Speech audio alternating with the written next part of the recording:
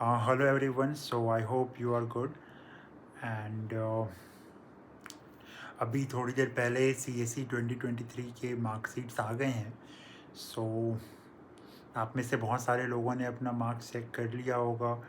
जिन्होंने नहीं चेक किया वो जाके UPSC की वेबसाइट से आप सर्च करेंगे upsconline.nic.in करके, तो वहाँ से आपको मिल जाएगा मार्कशीट चेक करने का लिंक. और एक क्राइटेरिया इसमें ये है कि आप में से जिन लोगों ने भी फॉरेस्ट सर्विसेज ऑप्ट करा था प्रीलिम्स के टाइम पे, उनके मार्कशीट अभी नहीं आएंगे बिकॉज़ वो फॉरेस्ट सर्विसेज के इंटरव्यू चल रहे हैं. तो एक बार वो पूरी फॉरेस्ट सर्विसेज की साइकिल कंप्लीट हो जाए उसके बाद मार्कशीट भी आएगी. और जहाँ तक आंसर की बात है, तो आंसर की भी फॉरेस्ट सर्विसेज की जो पूरी प्रोसेस चल रही है, once that gets completed, post that the answer key of this whole civil services preliminary examination would come out, right?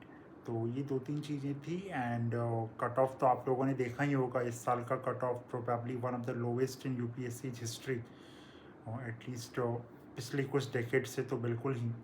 75 GS का कट ऑफ था. And this year CSAT was, क्या ही बोलें, जैसे कटप्पा ने बाहुबली की पीठ में छुरा मारा था, तलवार घोंपा था, उसी तरह सेम सिनारियो यही है.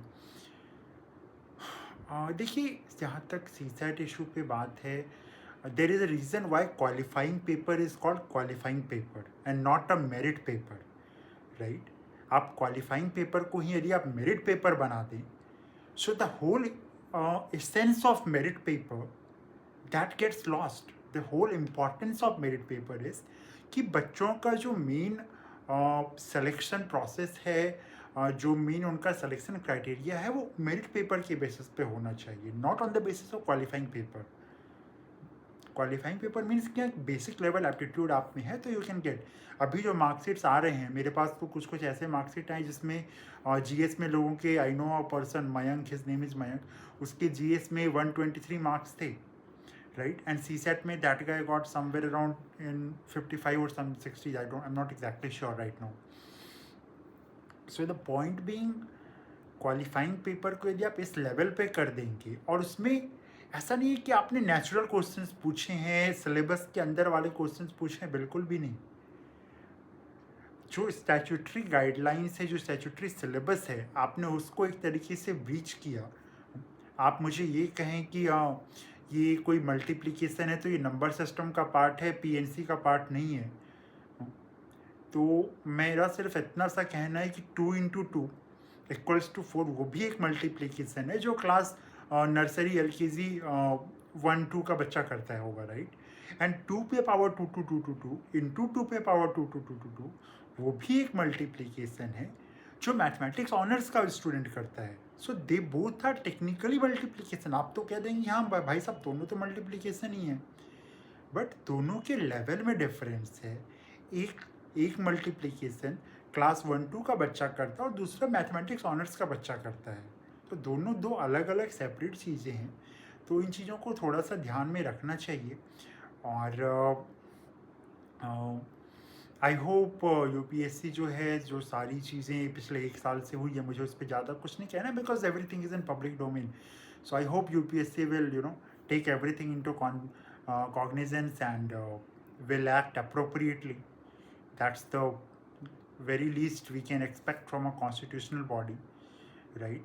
So बाकी देखिए. और जहाँ तक आप में से बहुत लोगों की क्वेरीज आ रही थी, सर आपके मार्क्स का क्या हुआ, आपके मार्क्स का क्या हुआ, तो आई वुड से मैं थोड़ा सा आज रिफ्रेन कर रहा हूँ एग्जैक्ट मार्क्स बताने के लिए से, because I am not probably in that of best mood.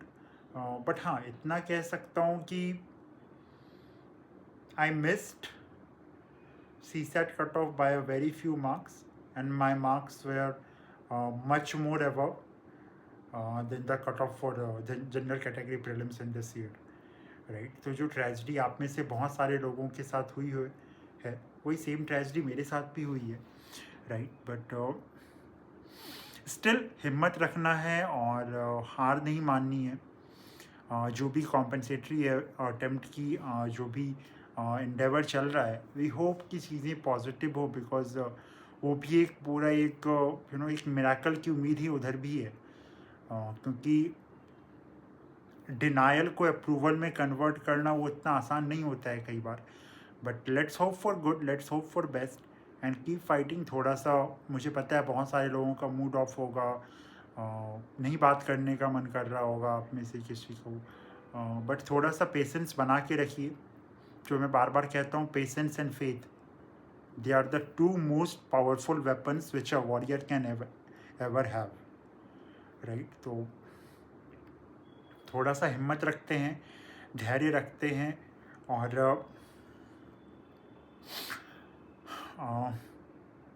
बस डेट इज़ सेल्फ एक्सप्लेनेटरी. और मेहनत करते रहिए.